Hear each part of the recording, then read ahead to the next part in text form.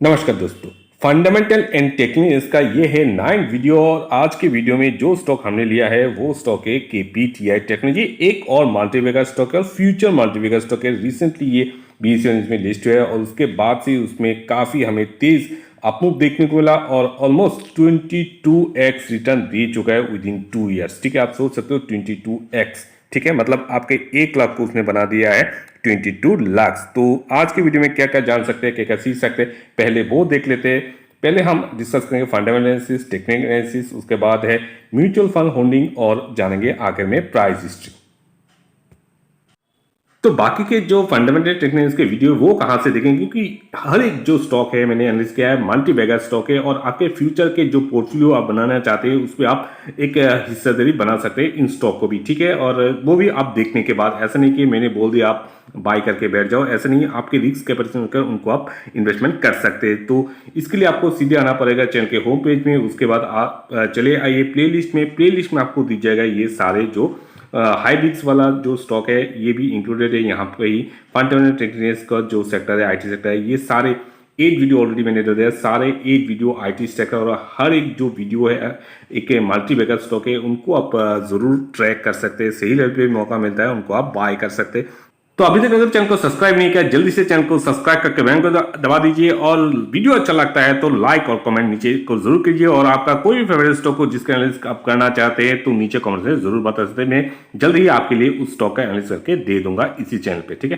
KPIT technology का तो company का प्रोफाइल एंड बिजनेस थोड़ा देख लेते हैं। काफी इंटरेस्टिंग बिजनेस है और साथ ही काफी इंटरेस्टिंग कंपनी भी है। और केपीआईटी टेक्नोलॉजी स्टार्ट किया था 1990 में, उनका जो नाम था केपीआईटी इंजीनियरिंग। उसके बाद 2019 में बिरला सॉफ्ट को उसने अपना पूरा जो कंपनी सेल कर दिया और बिरला सॉफ्ट ने पूरा एक्वायर कर लिया इस कंपनी को 2019 में और उसका नाम पड़ गया एज अप्रैल 2019 केपीआईटी टेक्नोलॉजी। और उसके बाद बिरला सॉफ्ट ने क्या किया, उनका जो मेन बिजनेस था IT related business including your hardware and software. उसके बाद बिरला सॉफ्ट के बाद जब आया बिरला सॉफ्ट ने आईटी ये जो पूरा सेक्टर बिरला सॉफ्ट के पास रख दिया और केपीआईटी जो बिजनेस है उनका बिजनेस को थोड़ा सा शिफ्ट करके दे दिया ऑटोमोटिव एम्बेडिंग सॉफ्टवेयर डेवलपमेंट में।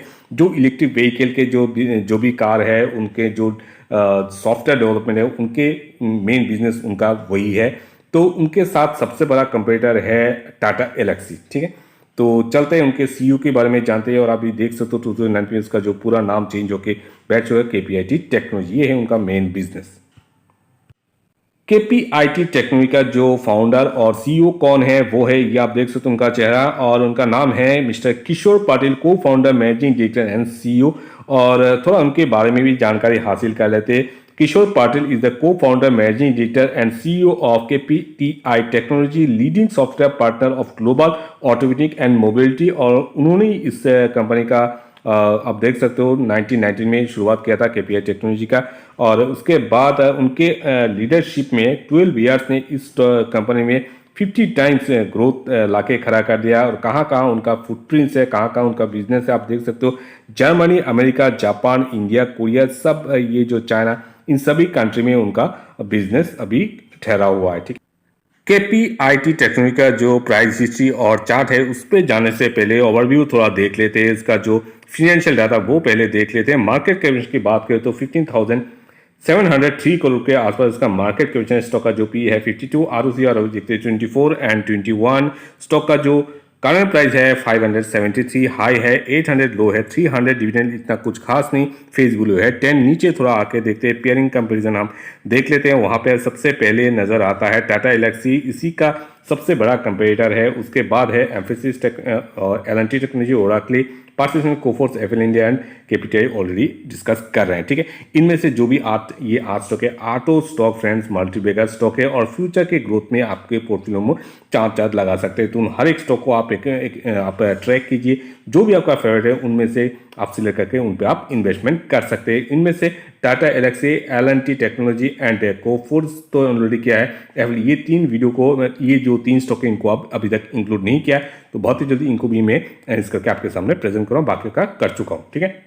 उसके बाद सीधे हम आते हैं प्रॉफिट एंड लॉस, जो ईयरली डाटा हमें अवेलेबल करवाता है। और यहाँ पे आके देखते हैं 2019 से हमारे पास डाटा अवेलेबल है 2020 तक। और वहाँ पे आप देख सकते हो ऑपरेटिंग प्रॉफिट 92 से इंक्रीज होकर अभी 439 पे है। नेट प्रॉफिट थोड़ा देख लेते हैं। नेट प्रॉफिट आप देख सकते हो 55 से इंक्रीज होकर 148, उसके बाद अभी क्लोजिंग दिया है 276 पे। अगर ईपीएस देखते हैं तो ईपीएस पे आपको नजर आएगा ज़्यादा ईपीएस में ग्रोथ हमें देखने को नहीं मिल रहा है। 1.98 से इंक्रीज होकर अभी 10 पे है, ठीक है। तो बाकी जो हमने एनालिसिस किया, बाकी जो मल्टीबैगर स्टॉक थे उन पे हमने देखा है कि 10, उसके बाद 15, उसके बाद 25, तो इस तरह की ग्रोथ हमें देखने को मिला ईपीएस में, और उन स्टॉक ने एक अच्छा खासा ग्रोथ भी हमें ला के दिया है। तो इसमें थोड़ा मुझे लगता है ग्रोथ तो अभी भी थोड़ा आना बाकी है, तो अभी इसको आप ट्रैक कर सकते हैं। सही लेवल मिलता है ज़रूर बाय कर सकते हैं। ऐसा नहीं कि अभी जिस लेवल पे है वहाँ पे बाय करना है, तो किस लेवल पे बाय करना है वो आप चार्ट पे जाने के उससे पहले जो उसका जो प्रोमोटर होल्डिंग है वो देख लेते हैं। शेयर होल्डिंग पैटर्न थोड़ा देख लेते हैं। प्रोमोटर होल्डिंग में आपको नजर आएगा 2019 से अवेलेबल है 41 है, उसके बाद थोड़ा सा डिक्रीज हो गया, अभी 40.11 है। एफआईएस ने अपना जो होल्डिंग्स थोड़ा सा डिक्रीज किया 23 से डिक्रीज करके अभी है 15। डीएच ने भी थोड़ा सा डिक्रीज किया 9, उसके बाद थोड़ा सा इंक्रीज किया था 15, उसके बाद बीच में फिर से हमें डिक्रीज देखने को मिला 11 एंड अभी है 10। पर पब्लिक ने बढ़ चढ़ कर हिस्सा लिया और अभी 22 में था, 19 थोड़ा सा डिक्रीज हुआ बीच में और अभी 31 है जो लेटेस्ट है 2022 में, ठीक। तो अभी पहले देख लेते हैं कौन सी वो म्यूचुअल फंड है जिन्होंने केपीआईटी टेक्नोलॉजी पे अपना इन्वेस्टमेंट करके रखा हुआ है। पहले है Nippon India small cap fund, Franklin India smaller companies fund, L&T emerging business fund, Axis small cap fund, Aditya Birla sun life equity advantage fund और सुंदरम स्मॉल कैप फंड। ये जो फंड मैंने आपके सामने डिस्कस किया, ये सारे फंड अभी अच्छा और बेहतरीन परफॉर्म कर रहा है। तो ये जो फंड है इन्होंने अगर केपीआईटी टेक्नोलॉजी पे इन्वेस्टमेंट करके रखा हुआ है और इस पे भरोसा जताया है, तो हम भी इस पे कुछ ना कुछ तो इन्वेस्टमेंट कर सकते हैं, ठीक है। इतना तो तय है। तो किस लेवल पे कर सकते हैं और कहां से कर सकते हैं, आगे प्राइस हिस्ट्री और चार्ट पे देखते हैं। प्राइस हिस्ट्री में आ चुके हैं और वहां पे थोड़ा इंपॉर्टेंट चीज आपके साथ शेयर करना चाहूंगा। थोड़ा सा इसको पहले देख लेते हैं, थोड़ा सा मुझे टाइम दीजिएगा, स्किप करके मत जाइएगा, तो आपके लिए बेनिफिटेड होगा, ठीक है।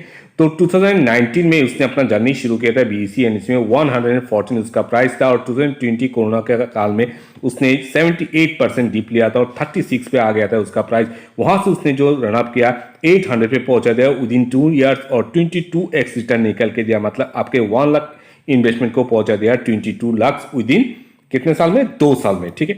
तो ये एक मल्टीबैगर स्टॉक है और बिजनेस के अनुसार तो एटलीस्ट मुझे लगता है एटलीस्ट 5 to 10 ईयर्स और इस बिजनेस में हमें अपमूव और ग्रोथ दिखाई पड़ सकता है, ठीक। तो जो चीज़ मैं कहना चाहता हूँ आपके साथ शेयर करना चाहता हूँ, एक चीज़ के जो स्मॉल कैप स्टॉक होते हैं उन पे काफ़ी वोलाटाइल होते हैं और मैक्सिमम टाइम क्या होता है, एक टाइम के अंदर कभी कभी कुछ स्मॉल कैप स्टॉक में हमें डिपिंग नजर आता है और कभी कभी वो कंपनी खत्म हो जाती है। तो इसके लिए आप क्या कर सकते हैं, क्या कैसे स्ट्रेटेजी बना सकते हैं, ठीक है। पहले यही कहना चाहूँगा, अगर आप 1 लाख इन्वेस्टमेंट करना चाहते हैं किसी भी स्मॉल कैप स्टॉक में, तो आप कैसे इन्वेस्टमेंट कीजिएगा, ठीक है। तो पहले तो फर्स्ट 1, 2, 3, 4 और 5 ये 5 स्टॉक आपको चुनना है, ठीक है। एक ही स्टॉक में इन्वेस्टमेंट नहीं करना है आपको, एटलीस्ट 4 to 5 या 6 स्टॉक आपको चुनना है स्मॉल कैप स्टॉक, वो भी स्मॉल कैप स्टॉक। और हर एक स्टॉक में ये 1 लाख पैसे को आप डिवाइड कर दीजिए, एटलीस्ट 20,000 इस तरह आप अगर 5 स्टॉक में इन्वेस्टमेंट करते हैं, 1, 2, 3, 4 और 5 स्टॉक में इन्वेस्टमेंट करते हैं, तो किसी भी कारण किसी 1 या 2 स्टॉक में भी आपका अगर कंप्लीटली वो कंपनी खत्म हो जाता है, तब भी आपके पास 60,000 इन्वेस्टमेंट एक अच्छे स्टॉक में बना हुआ है। और ये स्टॉक भी अगर आपको 2 साल या 3 साल का 5x रिटर्न निकल के देता है, तो भी तब भी ये एटलीस्ट आपको विद इन 2 ईयर्स 3 लाख आपका कैपिटल कर देगा 60,000 कैपिटल को, ठीक है। तो इस तरह अगर स्ट्रेटजी बना के इन्वेस्टमेंट करेंगे तो मुझे लगता है स्मॉल कैप स्टॉक का जो एक रिस्क होता है वो काफ़ी हद तक कम हो जाएगा आपके पोर्टफोलियो में, ठीक है। तो आशा करता हूँ आप लोगों को समझ में आ चुका है। कोई भी क्वेरी हो नीचे कमेंट सेक्शन में ज़रूर बता सकते हैं और आप मुझे भी आप सजेस्ट कर सकते हैं कैसे क्या करना है।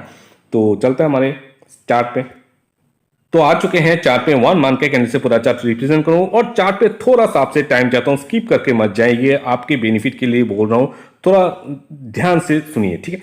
तो 800 इसका टॉप है और अभी ट्रेड कर रहा है 572 के प्राइस पे और अपने टॉप से अभी कहां पे है, कितने करेक्शन पे है, ऑलमोस्ट 28% करेक्शन में। क्या इस तरह की जो परसेंट करेक्शन पे है, क्या हमें बाय करना चाहिए एक स्मॉल कैप स्टॉक के लिए? बिल्कुल नहीं। मैं तो कभी इस तरह की शॉर्ट जो करेक्शन होता है वहां पे बाय नहीं करूंगा। अगर लास्ट टाइम इस स्टॉक ने करेक्शन लिया था, करेक्शन करे हुआ जो सपोर्ट लेने की कोशिश किया था वो था 450, जहां से ऑलमोस्ट 40% के ऊपर उसने करेक्शन कर लिया था।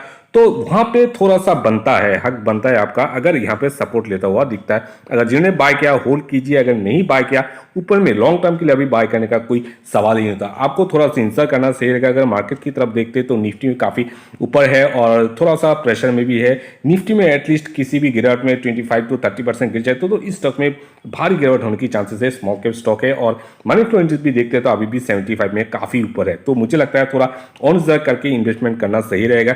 एटलीस्ट स्ट्रेटेजी क्या बना सकते हैं स्मॉल कैप जितने भी स्टॉक है, इसके लिए आप क्या कर सकते हैं, अपने टॉप से कोई भी small cap stock 40 to 50% correction पे आ जाता है और वहां पे किसी भी लेवल पे 48, 47, 45 किसी लेवल पे अगर सपोर्ट लेता हुआ दिखता है तो अपना किसी भी स्टॉक के लिए अगर 10,000 आपने अलॉटमेंट करके रखा है तो 10,000 का 50% इन्वेस्टमेंट आप 40 to 50% जो करेक्शन किया है वहां पे आप कर दीजिए।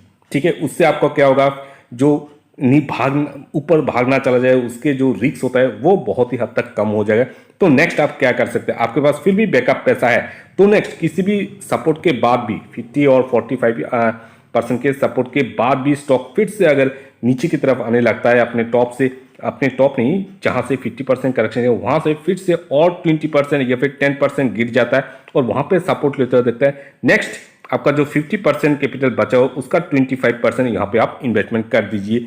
उसके बाद और नीचे आता है नेक्स्ट 25% आप कर दीजिए। ये आपको कैसे नेक्स्ट 25% आप इन्वेस्टमेंट कर दीजिए, ये आपको कैसे पता चलेगा कि यहाँ से बाउंस बैक करेगा नहीं, ये आपको सीधे पता लग जाएगा निफ्टी के तरफ देखिए निफ्टी क्या रूप करता है। अगर निफ्टी में स्ट्रेंथ आता है तो आप बाकी 50 के 50, 60% या फिर 70% आसपास सपोर्ट लेता है स्टॉक, वहां पे आप इन्वेस्टमेंट कीजिए। अगर निफ्टी में वही करता है पर ये स्टॉक सपोर्ट लेने की कोशिश है तो वहां से आप 25% जो बचा हुआ 25% वो इन्वेस्टमेंट कीजिए और थोड़ा गिरता है तो नेक्स्ट बचा हुआ इन्वेस्टमेंट कर सकते हैं। इस तरह अगर इन्वेस्टमेंट करेंगे मुझे लगता है आपको एक सही स्ट्रेटेजी बैठेगा स्मॉल कैप स्टॉक के लिए। तो आपका कोई भी क्वेरी हो नीचे कमेंट्स में जरूर बता सकते हैं। वीडियो अच्छा लगा होगा तो चैनल को सब्सक्राइब कर दीजिए और लाइक बटन दबाना मत भूलिएगा। Thank you.